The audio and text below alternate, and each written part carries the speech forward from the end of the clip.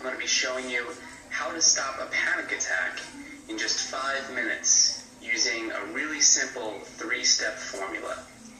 Now, most often, a panic attack will hit you at the most inconvenient moment possible, and it's just sort of the nature of the beast. You know, maybe the panic attack will creep up on you slowly through a stressful day, or maybe it will just kind of come out of nowhere and hit you like a ton of bricks. No matter what the scenario, it's rarely going to happen when you're in a calm and soothing environment. Now, in my experience, I'd usually be in the middle of some arbitrary, moderately stressful activity. And phone calls at work became huge anxiety triggers for me. There'd be times where I'd have panic attacks right in the middle of work while I was on the phone or on hold with a vendor or client, and I would just have to immediately hang up. Now, for other people, the scenarios may vary, but, it can happen at any time. You might be venturing out of your apartment or your house, and in those few hours, an attack might just strike in the middle of a grocery store or, while you're crossing the street or something. Also, as you probably already know, the embarrassment from having a panic attack in front of others can really heighten the symptoms of the attack as well. Now, panic attacks, especially for those who are new to them, are extremely frightening. And to put it simply, it can feel like you're going to die. Of course, that's not what's really happening to your body, but many first-time panic attack sufferers will describe the event saying, "It felt like I was dying." And you literally feel that you have no control over your body. Your extremities go numb, your adrenaline is racing, your head is spinning, and really there's a whole host of symptoms that you begin to experience. So let's just quickly go over some of them below. What I'm going to teach you will make a whole lot more sense once you see the symptoms laid out. So as you can see, the symptoms include, hyperventilation, dizziness, lightheadedness, heart palpitations, chest palpitations, dry mouth, the list goes on. And you may not experience every single one of these symptoms, but generally, if you're having a panic attack, your symptoms will fall under this sort of umbrella.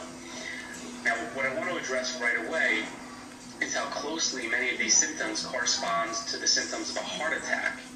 When you're having a panic attack, your chest is pounding. It feels like your heart is just going to pop right out of your ribs. So immediately, for most panic attack sufferers, they assume that they're having some kind of heart attack, and that leads to that ultimate terror that they're dying. And this downward spiral of fear is what feeds the attack and leads the symptoms to escalate further. So up until now, I've just told you about the chaos of an attack. It'll happen when you don't expect it, at an inconvenient moment. You're not going to understand exactly what's happening to you. It's going to be extremely frightening. It doesn't sound like a lot of fun. So let's get to the heart of the problem and fight back with techniques that actually work. Now, for all the reasons listed here, you'll need to know the panic attack self-defense techniques I'm about to show you. And they're incredibly easy to apply during a panic attack, and they work like a charm in any scenario. So I'm speaking from personal experience here. Let's start with step 1. You're going to recognize the attack. And the first trick, the first step is the hardest for some. You need to recognize the attack. Now, this sounds easy enough, but when your anxiety is really bad, you might be telling yourself, no, not this one, this one's for real, you're really having a heart attack, you're feeling yourself dying, and so on. It could be very traumatic. So step 1 is to recognize the attack and know that you are having a panic attack. And people don't die from panic attacks. It's that simple. You need to believe it. The utmost belief of this fact is where the power lies.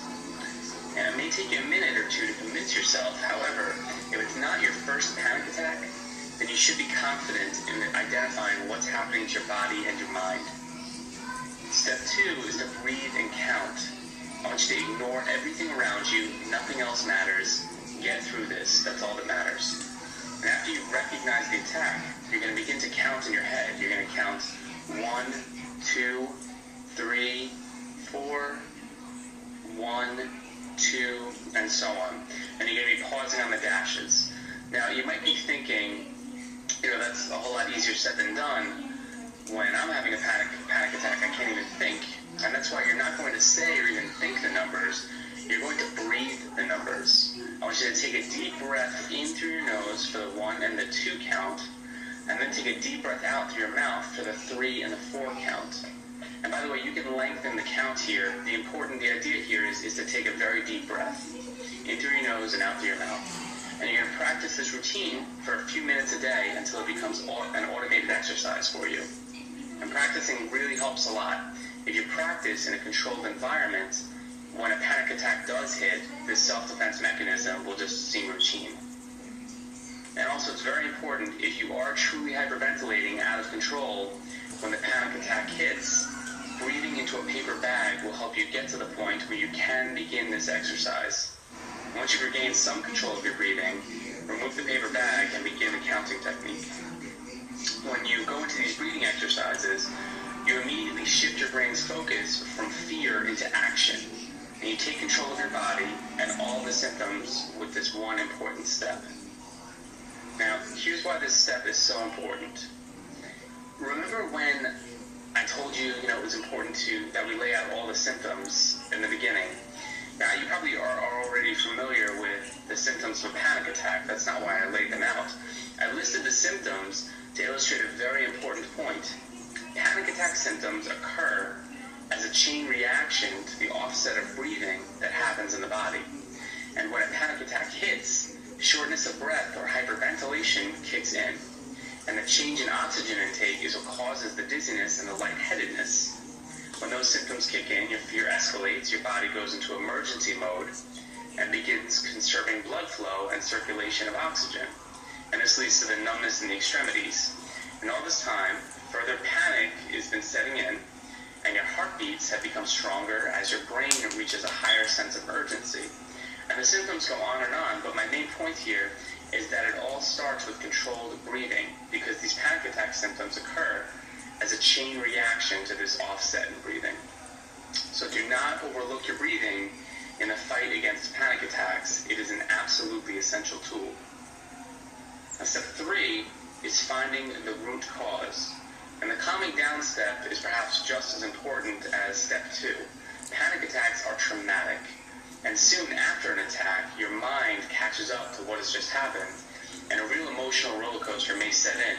You may begin to question your stability, how capable you are of handling the world around you.